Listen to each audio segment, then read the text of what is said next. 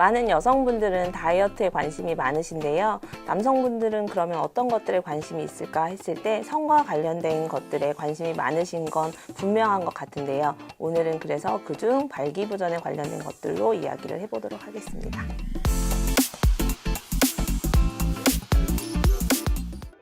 발기부전 치료제라고 하면 흔히들 비아그라를 생각을 하시는데 비아그라가 우리나라에 판매가 된 것은 1999년도부터인데요. 특허 만료가 되면서 2012년도부터는 많은 복제약들이 시중에 나와서 소비자의 선택의 폭은 굉장히 넓어졌는데요. 그런데 의사의 처방을 받지 않고 약물을 취득하여 복용을 하다 보니 부작용이 다양한 방식으로 나타나고 있습니다.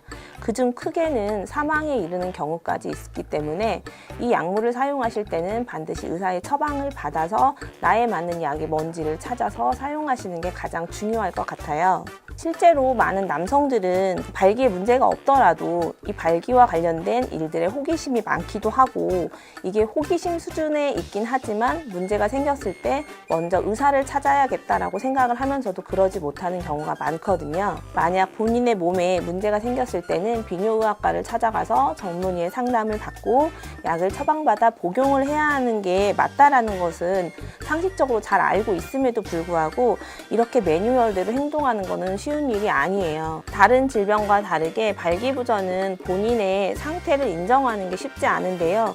그러다 보니까 발기가 잘 되지 않았을 때 요즘 내가 너무 업무적으로 스트레스가 너무 많았어, 아니면 피로한 탓이야 라고 가볍게 생각하고 넘어가는 경우가 있어요. 물론 그렇게 가볍게 생각하고 넘어갈 수 있을 정도라면 상관이 없겠지만 업무가 지속적으로 너무 많아서 스트레스도 굉장히 무겁고 그리고 신체의 피로감이 굉장히 누적됐다라고 한다면 이 발기부전의 문제가 쉽게 없어질 수는 없거든요. 이럴 경우에는 병원을 찾아가는 것도 좋은 방법이 될 수 있습니다. 많은 사람들이 나는 그러면 발기가 정상적으로 잘 되고 있는가? 이걸 궁금해 하실 수 있잖아요. 45세를 전후해서 아침에 발기가 지속적으로 잘 된다라고 하면 큰 걱정이 없는데 그 나이가 되지 않았고 신체적으로 큰 무리가 되지 않고 정신적으로도 충격적이거나 스트레스가 있지 않음에도 불구하고 아침 발기가 잘 되지 않는다. 발기에 약간의 문제가 있다라고 보셔도 된다라는 얘기가 있습니다. 발기부전이 되는 원인은 크게 두 가지라고 보시면 될 것 같은데요. 신체적으로 문제가 생긴 혈관성 발기부전 장애와 그리고 심리적으로 스트레스 상황에 놓이면서 생기는 발기부전이 있을 수 있을 것 같아요. 그런데 혈관에 문제가 없는데 그리고 평소와 다름없는 생활 상태에서 내가 발기가 잘 되지 않는다. 아침에 일어났을 때에도 내 나이가 40대 전후에서 그렇게 많은 나이가 아님에도 불구하고 발기가 잘 되지 않는다라고 한다면 병원을 한번 찾아가 보시는 게 좋을 것 같습니다. 사실 발기부전은 신체가 노화되면서 생기는 문제가 될 수도 있겠지만 정신적인 스트레스도 크게 한몫을 한다라고 할 수 있어요. 사적인 얘기지만 제 주변에 있는 비뇨의학과의 친구의 얘기를 잠깐만 하자면 비뇨의학과 의사임에도 불구하고 본인의 장래에 대한 걱정 때문에 한동안 발기부전이 있었다라는 얘기를 저한테 했었는데요. 그때 그 친구의 나이가 30대 중반이었거든요. 남들은 의사가 되었는데 뭐가 걱정이냐라고 생각을 했겠지만 그런 주변의 시선 그리고 완전하게 자리 잡지 못한 자기의 상황 등을 고려했을 때 굉장한 스트레스가 되면서 그게 발기부전으로 이어졌었다라는 얘기를 그 후에 저한테 했었던 경험이 있습니다.